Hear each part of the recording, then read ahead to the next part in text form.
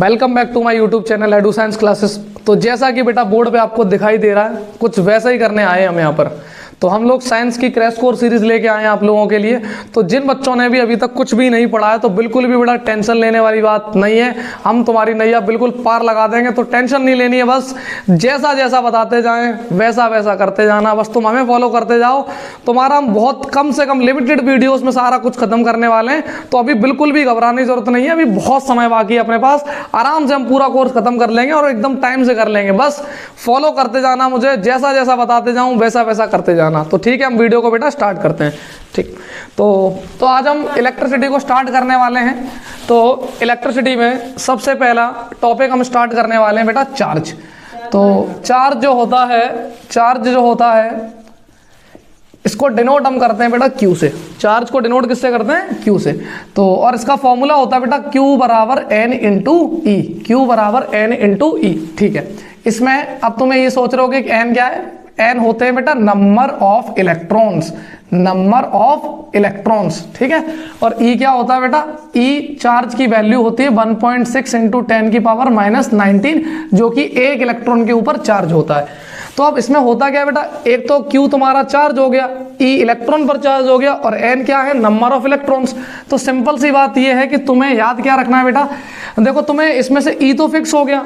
अब या तो टीचर N निकालने को बोलेगा या फिर Q निकालने को बोलेगा, या तो N निकालने को बोलेगा या फिर Q निकालने को बोलेगा। एक बार रिपीट करो मेरे साथ, या तो N निकालने को बोलेगा या फिर Q निकालने को बोलेगा। तो मेरी बात ध्यान से सुनना बेटा, अपन एक क्वेश्चन लिखते हैं और क्वेश्चन से इस बात को हम क्लियर करते हैं। जैसे एनसीईआरटी का बहुत बढ़िया क्वेश्चन लेके आए हम आपके लिए। एनसीईआरटी का इंटेक्स्ट क्वेश्चन है ये, how many electrons are transfer, how many electrons are transferred to carry 1 coulomb of charge।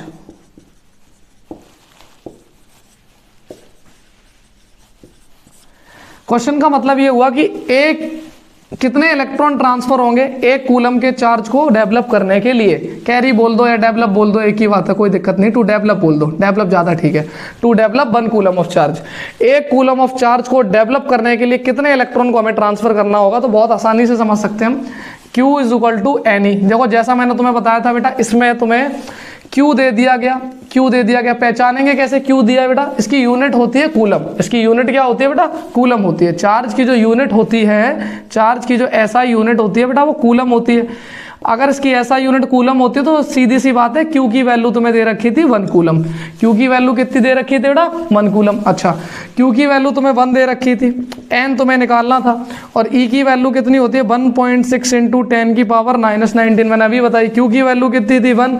N की वैल्यू कितनी तुम्हें निकालनी थी, और E की वैल्यू फिक्स होती है 1.6 इंटू 10 की पावर -19। कुछ नहीं करना, बस इस वैल्यू को इसको डिवाइड कर दो, 1/1.6 इंटू 10 की पावर -19। ये वैल्यू जब ऊपर जाएगी, तो बेटा ये किस में हो जाएगी? ऊपर हो जाएगा ये 1, नीचे 1.6, तो ऊपर 0 बढ़ा दो, नीचे 16, 10 की पावर ऊपर जाके 19। समझ में आया? ये ऊपर जा गया तो 19 हो गया बेटा। अब इसे काट देते हैं, किससे? अपन 2 से काट देते हैं। 2 5 जा 10 और 2 8 जा 16, और ये पावर आ गई बेटा 19। इसको अपन काटेंगे तो आएगा 0.625 इंटू 10 की पावर 19, जिसको हम लोग 6.25 इंटू 10 टू द पावर 18 भी लिख सकते हैं। तो बेटा ये निकल आए नंबर ऑफ इलेक्ट्रॉन्स। क्या निकल आए? Number of electrons. तो हमने बहुत अच्छे तरीके से चार्ज को सीखा। चार्ज का सिंपल एक बार फिर से देख लो। चार्ज का फॉर्मूला होता है Q बराबर N इंटू ई, और इसमें N क्या होते हैं? Number of electrons. E क्या होता है? चार्ज, कितना जो इलेक्ट्रॉन पर होता है। और Q को हमें पहचानेंगे कैसे बेटा? इसकी ऐसा यूनिट कूलम होती है। जहां तुम्हें कूलम दिख जाए समझ जाओ ये चार्ज दिया है, जहां तुम्हें कूलम दिख जाओ समझ जाओ क्या दिया बेटा? चार्ज दिया है। अब चार्ज दिया है तुम्हें और E की वैल्यू फिक्स है, तो निकालना क्या था? N। तो इजीली हम लोग N निकाल सकते हैं। तो हमने पहला टॉपिक कंप्लीट कर लिया अपना चार्ज। हमने 2-3 बातें सीखी चार्ज में। सबसे पहले उसका फॉर्मूला देखा, Q बराबर NE। मैं तुम्हें बता चुका हूं बेटा, टीचर 2 ही बातें पूछेगा, Q देगा तो N पूछ लेगा जैसा इस क्वेश्चन में था, या फिर क्या करेगा? N दे देगा तो Q पूछ लेगा। बस 2 ही बातें हैं। एक बात तो मैंने बताई थी, इस वाले में तुम्हें Q दिया था, N पूछा था, बात खत्म हुई। चलो ठीक, आगे बढ़ते हैं। फिर अगला जो हमारा टॉपिक रहेगा वो रहेगा बेटा करंट। तो मैं इसे रब कर देता हूं, तब तक आप स्क्रीनशॉट ले लो उसका।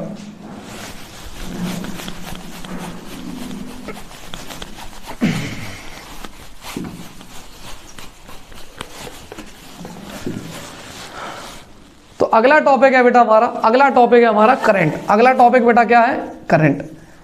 बहुत आसान टॉपिक और बहुत मजेदार टॉपिक है ये। करंट का मतलब होता है बेटा फ्लो। किसी चीज के फ्लो को करंट कहते हैं। हवा का फ्लो, एयर करंट, पानी का फ्लो, वाटर करंट। लेकिन हम लोग पढ़ रहे हैं इलेक्ट्रिसिटी, तो चार्ज का फ्लो पढ़ेंगे हम लोग, और चार्ज के फ्लो को बेटा इलेक्ट्रिक करंट कहते हैं। चार्ज के फ्लो को इलेक्ट्रिक करंट कहते हैं। जैसे एक कंडक्टर है, इस कंडक्टर को जब मैं एक बैटरी से कनेक्ट कर देता हूं तो इस बैटरी में क्या होता है बेटा, इस बैटरी की वजह से इसमें जितने भी इलेक्ट्रॉन्स होते हैं वो एक ही डायरेक्शन में फ्लो करना चालू कर देते हैं, जिसकी वजह से इसमें करंट फ्लो होना चालू हो जाती है। याद रखना, इलेक्ट्रॉन की डायरेक्शन की फ्लो अपोजिट मानी जाती है हमेशा डायरेक्शन ऑफ करंट के। तो डायरेक्शन ऑफ करंट होता है positive terminal to negative terminal, और इलेक्ट्रॉन का फ्लो होता है बेटा negative terminal to positive terminal. इसमें कभी कंफ्यूज मत होना, ठीक है बेटा। तो करंट क्या होता है बेटा?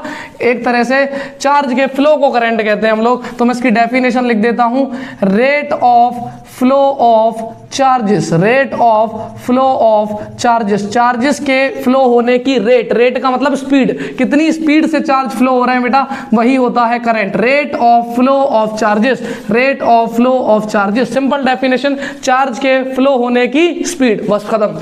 तो इसका फॉर्मूला क्या होता है बेटा? Simple formula, Q upon T. Q upon T, Q मतलब चार्ज, T मतलब टाइम। कितना चार्ज कितने समय में फ्लो हुआ, कितना चार्ज कितने समय में फ्लो हुआ, एक तरह से स्पीड ही तो हो गई बेटा, कितना चार्ज कितने समय में। मान लो एक एग्जांपल से मान लो कि 10 कूलम चार्ज फ्लो होता है 1 सेकंड में, और एक बार 10 कूलम चार्ज फ्लो होता है 2 सेकंड में। तो बताओ बेटा कहाँ स्पीड जाता है? यहाँ ज्यादा है, सिंपल दिख रहा है हमें, 1 सेकंड में 10 या 2 सेकंड में 10, तो करंट कहाँ ज्यादा हुई? इस वाले में ज्यादा हो गई, सिंपल बात है। कम समय में ज्यादा चार्ज ज्यादा करंट, और ज्यादा समय में कम चार्ज फ्लो होगा तो कम करंट, सिंपल सी बात है। समझ में आ गई होगी तुम्हें। चार्ज अपॉन टाइम को अपन क्या कहते हैं? करंट। आगे बढ़ते हैं इसकी एसआई यूनिट की तरफ। तो बेटा इसकी एसआई यूनिट होती है एम्पियर। इसकी एसआई यूनिट क्या होती है?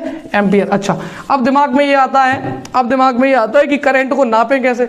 तो करंट को नापने के लिए बेटा इंस्ट्रूमेंट होता है, एक डिवाइस होती है, डिवाइस का नाम होता है अमीटर। क्या नाम होता है बेटा? अमीटर। अमीटर एक डिवाइस होता है जो करंट को नापने के लिए काम आता है। अभी फिलहाल इतना याद रखो, अमीटर एक क्या है? डिवाइस है जो मेजर करेगा किसको बेटा? करंट को मेजर करने वाला है। ये किसको मेजर करने वाला है? करंट को मेजर करने वाला डिवाइस है, जिसका नाम बेटा क्या है? अमीटर है। अमीटर के द्वारा हम करंट को मेजर करते हैं, ठीक है बेटा। ये हमेशा सीरीज में कनेक्टेड होता है। अभी मैं बता दूंगा आगे वीडियोज में कि सीरीज क्या होता है, वो मैं तुम्हें आगे बात करता हूँ उस पर, ठीक है। खैर इतना याद रख लो, अमीटर हमेशा सर्किट में सीरीज में लगाया जाता है। इससे सवाल बनेगा तो तुम लोग कर लेना, ठीक है। चलो अब हम आगे बढ़ जाते हैं। इसे मैं बता देता हूँ करंट के बारे में। करंट को डिनोट मैंने सारा कुछ बता दिया, फॉर्मूला, डेफिनेशन, यूनिट वगैरह, डिवाइस, ठीक है। अब मैं इसे रब कर देता हूं। अगला जो टॉपिक है अब हमारा वो है पोटेंशियल डिफरेंस। Potential difference. अब पोटेंशियल डिफरेंस क्या होता है बेटा? बहुत ध्यान से आराम से सुनना, बहुत सिंपल टॉपिक है पोटेंशियल डिफरेंस। पोटेंशियल डिफरेंस क्या होता है बेटा? बहुत सिंपल है। पहले मैं डायरेक्ट तुम्हें जैसे मान लो ये एक कोई फील्ड है, इस फील्ड को बोलते हैं इलेक्ट्रिक फील्ड। जो किसी चार्ज के द्वारा बनी होती है उस फील्ड का नाम होता है बेटा इलेक्ट्रिक फील्ड। ज्यादा सोचो मत, इलेक्ट्रिक फील्ड नॉर्मल है यार। इलेक्ट्रिक फील्ड क्या है? जैसे चार्ज के चारों तरफ का जो एरिया है वही फील्ड है। जैसे नेता होता है, नेता का एक एरिया होता है, वो नेता का फील्ड है। उस एरिया में अगर कोई दूसरा आ जाए तो उसमें तुम्हें पता होता है, जैसे एक नेता ने बोल दिया कि उसका एरिया है कि ये काम होना है, तो उस एरिया में वो काम होता है। वैसे ही चार्ज का बेटा फील्ड होता है उसके चारों तरफ। अच्छा सुनो, तो इस चार्ज, इस ये वाले चार्ज का जो ये फील्ड था, अगर मैं इसमें इन्फिनिटी से, इन्फिनिटी मतलब एक ऐसी जगह जो बहुत ज्यादा दूर होती है जहां मानते हैं कि पोटेंशियल होता ही नहीं है, तो एक चार्ज को इन्फिनिटी से अगर मैं इस चार्ज की फील्ड में लाऊंगा, इस चार्ज की फील्ड में, अगर एक छोटे से चार्ज को इन्फिनिटी से इस चार्ज की फील्ड में लाऊंगा, उसमें जो वर्क करना पड़ेगा मुझे, उसे पोटेंशियल कहते हैं। तो पोटेंशियल का फॉर्मूला होता है W/Q। पोटेंशियल का फॉर्मूला होता है W/Q।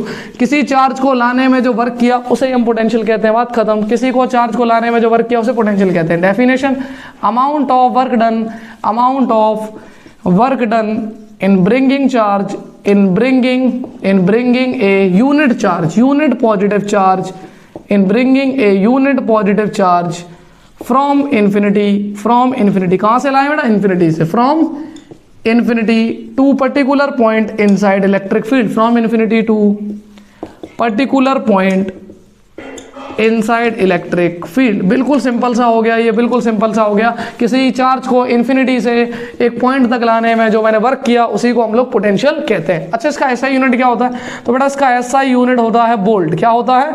एसआई यूनिट होता है बेटा वोल्ट होता है। इसमें एक बात और याद रखना बेटा, पोटेंशियल डिफरेंस में कभी कभी दो अलग अलग पॉइंट दो पोटेंशियल दे देते हैं, तो फॉर्मूला याद रखो, पोटेंशियल ज्यादा वाला माइनस पोटेंशियल कम वाला is equal to W upon Q। जैसे मान लो ये पॉइंट था A, यहाँ पोटेंशियल थोड़ा सा है कम, यहाँ थोड़ा और ज्यादा है। अगर मैं चार्ज को यहाँ से यहाँ लाऊंगा तो ये हो जाएगा बेटा पोटेंशियल का डिफरेंस दो अलग अलग पॉइंट पर। तो अगर जब दो पोटेंशियल दे जाए तो बेटा ये फॉर्मूला लगाना, और जब एक सिंगल पोटेंशियल दिया जाए तो ये वाला लगा देना। सिंपल सी बात समझ में आ गई होगी। जब दो पोटेंशियल दिए जाएं तो ये फॉर्मूला लगा देना, एक पोटेंशियल दिया जाए तो ये वाला फॉर्मूला लगा देना। सिंपल सा इसे हम कर सकते हैं, ठीक है। चलो अब हम आगे बढ़ जाते हैं, और इसकी एसआई यूनिट बेटा वोल्ट होती है, वो मैंने तुम्हें बता दी, ठीक है।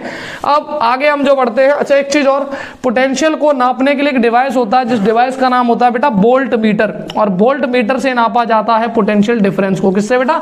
वोल्ट मीटर से नापा जाता है। और वोल्ट मीटर को हमेशा पैरेलल कनेक्ट करते हैं सर्किट में। कैसा? पैरेलल कनेक्ट करते हैं, ये बात मेरी याद रख लेना, ठीक है बेटा, पैरेलल में कनेक्ट किया जाता है। अच्छा, इसका एक छोटा सा क्वेश्चन तुम्हें दिखा देते हैं ताकि तुम्हें थोड़ा आइडिया लग जाए कि किस तरीके का सवाल इससे बनता है। तो मैं इसका एक क्वेश्चन बता देता हूँ, बहुत सिंपल सा क्वेश्चन बता देता हूँ। मान लो एक चार्ज है कोई 2 कूलम का, how much work is done in moving charge of 2 coulomb through potential difference of 5 volt. एक 5 वोल्ट के पोटेंशियल डिफरेंस में मूव कराने में कितना वर्क लगेगा? देखो सिंपल फॉर्मूला, V बराबर W बाई Q। V की वैल्यू कितनी दी है बेटा? 5। W निकालना था, Q कितना दिया है? 2। तो W बराबर कितना आएगा? 5 × 2 यानी सिंपल 10। और यूनिट तो वर्क की हम जानते हैं, ये जूल होती है, ठीक है बेटा। तो ये कंप्लीट हुआ हमारा पोटेंशियल। अब आते हैं सबसे ज्यादा इंपॉर्टेंट टॉपिक पर, जिसको बहुत ही ज्यादा पूछा जाता है बेटा एग्जाम के अंदर, और उस टॉपिक का नाम है ओम्स लॉ। और ओम्स लॉ ज्यादा डिफिकल्ट टॉपिक नहीं है, बहुत आसान टॉपिक है। अगर तुमने पोटेंशियल सीखा है और करंट सीखा है तो ओम्स लॉ तुम्हारे लिए बहुत आसान है। पोटेंशियल डिफरेंस, और देखो बेटा ओम्स लॉ, एक बात याद रखना, ओम्स लॉ में स्टेटमेंट दी जाती है एक, ओम्स लॉ को बताया जाता है कि जितना ज्यादा पोटेंशियल डिफरेंस होगा उतनी ज्यादा करंट होगी। तुम सबको पता है, कॉमन सेंस है यार। देखो अगर एक छोटी बैटरी लगाओगे तो बच्चा जानता है कि इसमें करंट फ्लो क्या होगी? कम होगी। छोटी बैटरी लगाओगे तो करंट फ्लो कम होगी, बड़ी बैटरी लगाओगे तो करंट फ्लो ज्यादा होगी। यानी कि पोटेंशियल का डिफरेंस ज्यादा तो करंट भी ज्यादा। लेकिन ये बात याद रखना बेटा, सत्य केवल तभी है ये बात जब टेम्परेचर को छेड़छाड़ ना करो। अगर तुमने टेम्परेचर को कम किया या ज्यादा किया तो ये वाली बात गलत हो जाएगी।